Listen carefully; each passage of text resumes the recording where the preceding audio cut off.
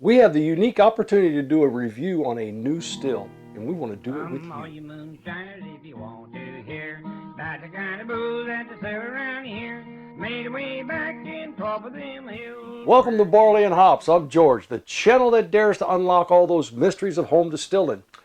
Today, this is the first video of many that we need to do because we are going to run a still through its paces. Yes. By the way, if you haven't had a chance to subscribe, listen, our viewership is way up.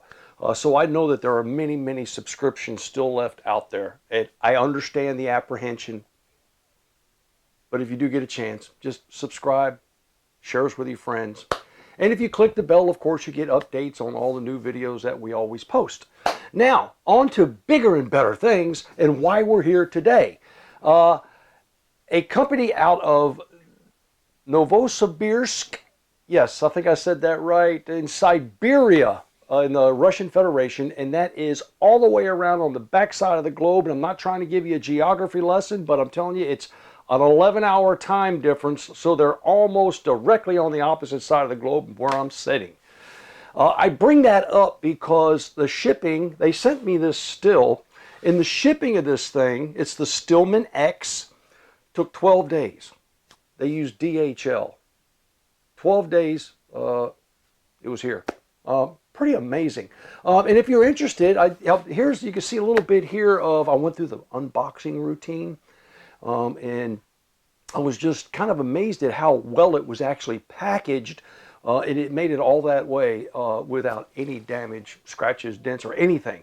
Now, the agreement that I made with the company was that, and this was with Andre, that I'll do a review, but I will be blatantly honest. Now, up front, yes, no, this did not cost me anything, so I have no dog in the fight. I can give you an honest appraisal of what I think and what I see and how this performs, so that you can make choices on your own. Now, in the Russian Federation, interestingly enough, home distilling is totally legal. So this company is kind of nationwide there. They've got a lot of products. Now, I'm going to start with this. You saw a little bit of the very beginning where I just went through and showed you what the parts and pieces were, but this deserves a bit of an explanation because there's so much to this.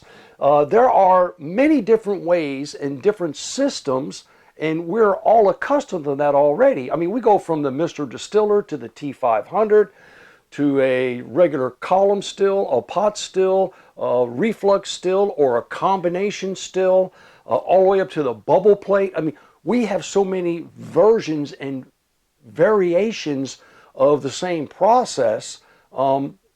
This does as well. And there's two systems known as vapor management, where you control the vapor flow in the still in order to produce your product. And the other method is liquid management, where you're controlling the liquid flow throughout your system in order to produce your product. And where you kind of fall out on both of those, they are really kind of equal. And liquid management lends itself to precise control of heat. Vapor management lends itself to the almost precise control of heat, if you kind of get my drift.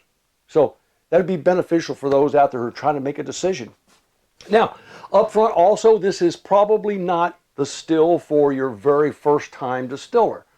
This is someone who's probably fairly accomplished and would like to invest a little bit of money into it, because it is up front, I have to be honest, just a little bit pricey. This entire system here will run you about $600. And with the $150 shipping, that doesn't put it out of too many price ranges, but it is a little bit steep, and I understand that. But is it worth the cost? That's the question. And are there options? Oh, yes. Let me show you this first. This is the 40-liter boiler, a little over 10 gallons. And of course, there's my 2-inch port for the heater element, and it comes with, of course, a cap that you could put on there with the tri-clamp if you want to use propane, gas, whatever the case may be. And interestingly enough, the bottom is made with a magnetic material, so guess what? Yeah, works on an induction cooktop as well. Where a lot of stills probably, I'm not going to say all, but there are a lot that do not. And of course, the rest of it is stainless steel, and it's not magnetic. We have this matte finish, and then you have this really high gloss, shiny finish, which is kind of appealing, but the remainder of the still is produced with 304 stainless steel, but all of it has that matte finish. Now, if you're not concerned about shiny versus matte finish, well then, big deal. To me, it's like 6 of one, half dozen the other. Does it really matter? We're not setting this thing up and inviting a bunch of people over and advertising in the first place. Oh. On the other side of this, there is an addition here. This is a, oh gosh, what do you call these? This is a compression fitting, right? Yeah, a compression fitting for a thermometer if you want to add one in there. And really neat. With each one of those that's attached to the still, there's a small bag of these gaskets, and it gives you options. And those options are either a fully piece, just to close it off, and that all you do is just set it in there and screw it on, and that fits right there. This screws right on, and then that just closes that port off and seals it so it doesn't leak. And that's for those of us who just don't want to track a temperature in the kettle because, you know, in my opinion, it's totally up to you, but this is like driving the car using a tachometer. That tachometer tells you how fast the engine is going, doesn't tell you how fast the car is going. There are times when knowing what the temperature in the boiler here is helpful. And then I guess most times it's not. There's two others that they send to you that come with it as well, one with a small hole and one with a larger hole. And what those are for is for the thermometers that come equipped, and it's in both degrees Celsius and Fahrenheit. And one of them fits in the smaller one, the smaller hole, so you can insert that and it seals up. And the other one is, incidentally, the K-type thermal probe fits right through there, so if you're using a PID mechanism in order to control the heat, you can do that as well. So that's really helpful. Another thing that came included with this was the drain port, and this is on 1/2-inch NPT threaded. So that comes with it as well. And so I'm really, it's a high quality, very well designed and assembled kettle. And of course it has, yes, laser etched volume marks on the inside, both in liters and in gallons. So very helpful. One last thing that this thing has, it has a small lip. You can see that raised area inside. And what that's for, and if you go to their website, and I've already had that up here before, but here it is again, drgradus.com. Look through all of what they've got available. There are false bottoms that you can place in here, and that's what that shelf is for. That lip is for a false bottom so that you can use this as a mash tun. Genius. Quite simply, very beneficial. Okay. Now, I said there were going to be options. If you order this through them, it's going to run you like the column and management system itself is a little over $400, and then it costs you more because you have to add the kettle. But you may already have a kettle that you may have got from somewhere else, and it has the tri-clamp fitting. It's a 2-inch. This one happens to be a 3-inch. But the basic model is the 2-inch, and that will fit it. So you can save yourself a little bit of money on the kettle if you already have a kettle. So if you're looking to upgrade just your column or your vapor liquid management system on an existing kettle, well then this may be a good route. Okay, let me continue on because I got this in the 3-inch model. And so these 3-inch extensions of the column, that both of them have that compression fitting so that I can track temperatures at 2 different places in the column. And additionally, both of them have that cross on the bottom, which prevents this stainless steel wool that's placed in here. And what is that for? That is so that when you add the packing to the column, it doesn't drop out the bottom, because the packing is spiral prismatic packing. And you may have heard about that, SPP.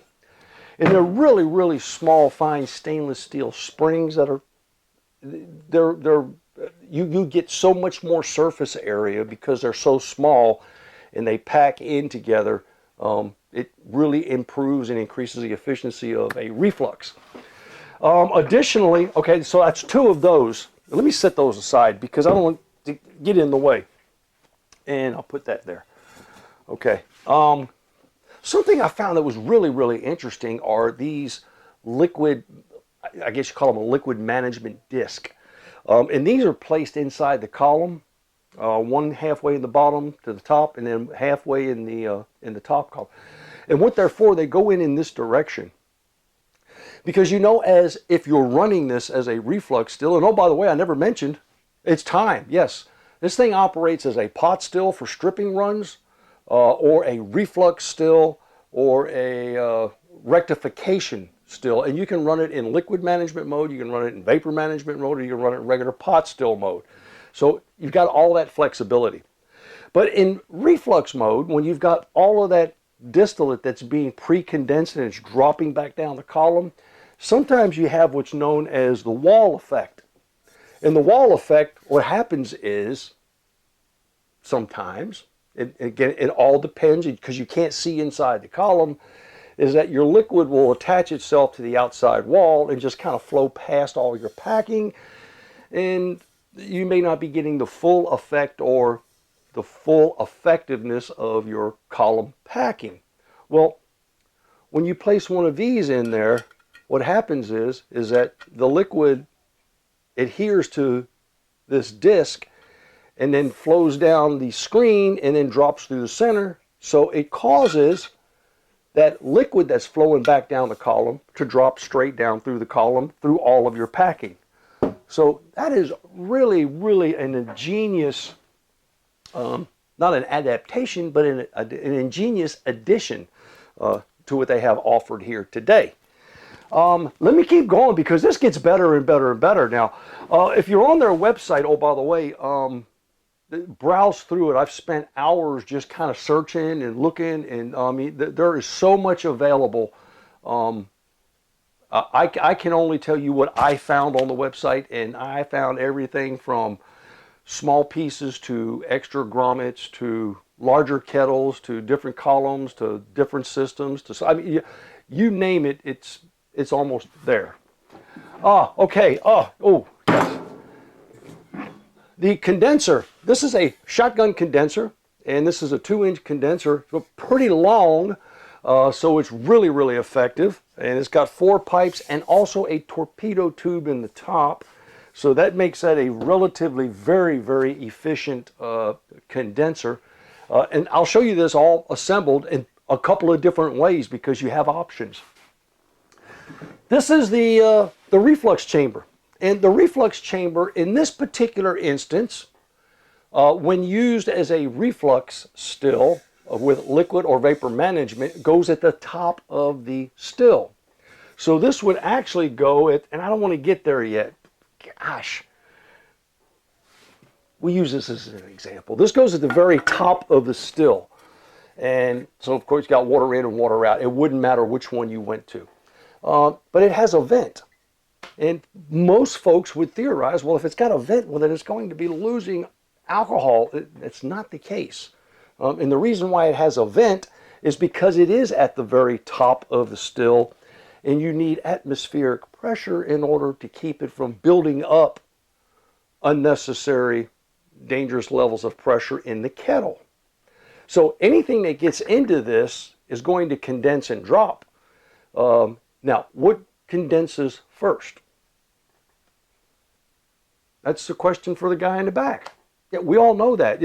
Your most volatile substances condense first, and that being methanol and then ethanol, and then of course your water after that.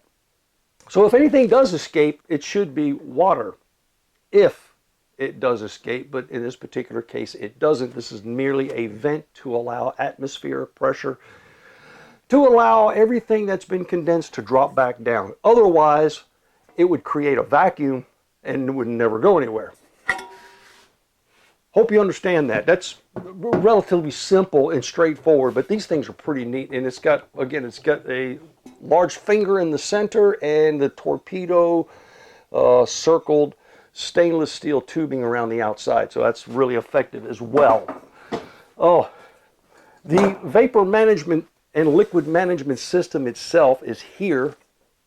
And this is pretty unique as well, because this goes on top of the column and your 2-inch condenser runs here. So this is your first valve that we will be operating, and this is the second major valve that we will be operating, and that would be for the vapor management. And if we were running liquid management, we'd only be operating this valve. But this is a push and click fitting, so it just clicks on.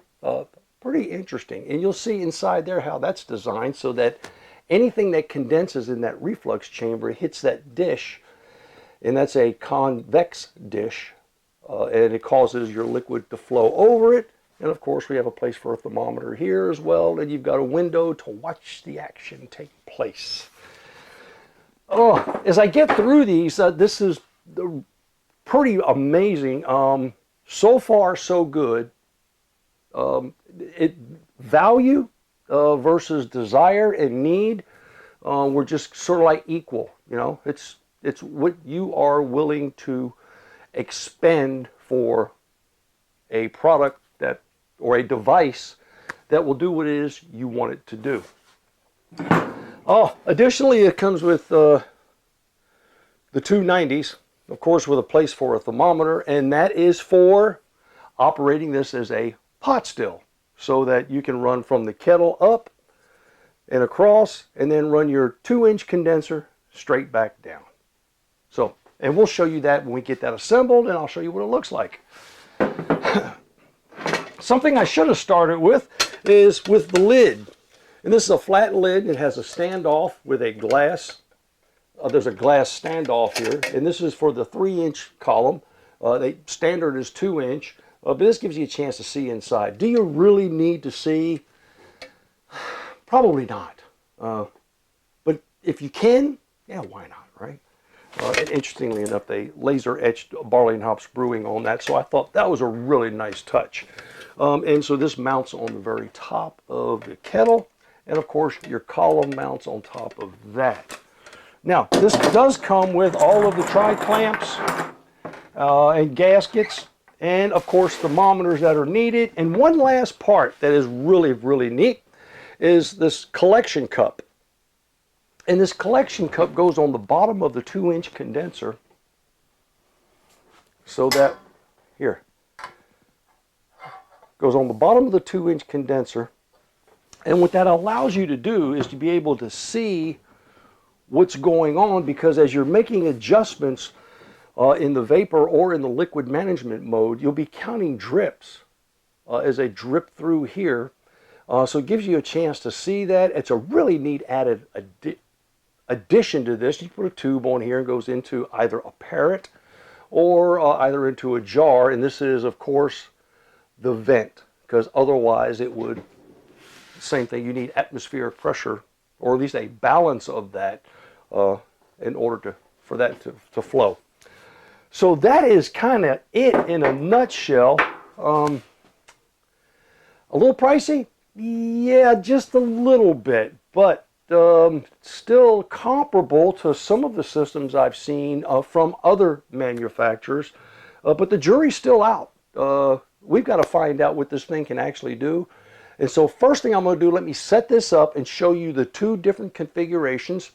And then after that, we'll get working on the next video, which is we're going to run it through its paces. Well, you can see here that in the pot still mode, if I've got this thing assembled, it takes about 10 minutes. And just actually just connecting the pieces together. You can see I've got the thermometers here placed.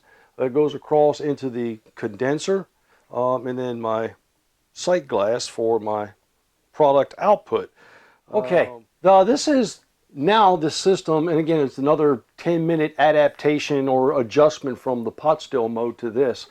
This is where we have the management system attached with the condenser, and of course the reflux chamber at the very top. Now, this thing in total, just fair warning, is with their kettle, with that kettle that's there, all this together is 85 inches or 2.2 meters tall. So you need to take that into account in consideration if you decide you want to get one something similar to this or this particular model. They ship worldwide, so again, just go to their website and, oh, by the way, I'll also put in the link. The YouTube channel for Andre, his English is fairly good, and he'll walk you through a lot of the other aspects of their distilling process and procedure and some tips and tricks and things that you might want to know. Until next time, oh yes, we got to run this in several different modes before we can make an honest determination. At this point, I'm happy with what it is. I see no errors, no design flaws. I see nothing cheap about it. But we don't know what we don't know yet. Happy distilling.